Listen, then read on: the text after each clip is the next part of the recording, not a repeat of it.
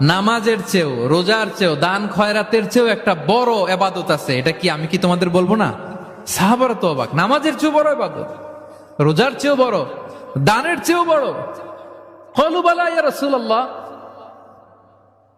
সাহাবারা বললেন অবশ্যই হে নবী, হ্যাঁ আপনি বলেন সেটা কি? বিষ্ণু সাল্লাল্লাহু আলাইহি ওয়াসাল্লাম বললেন ইসলাহু যাতিল বাইন, বিবাদমান দুই গ্রুপকে মাঝখান দিয়ে যে মিলিয়ে দেয়া।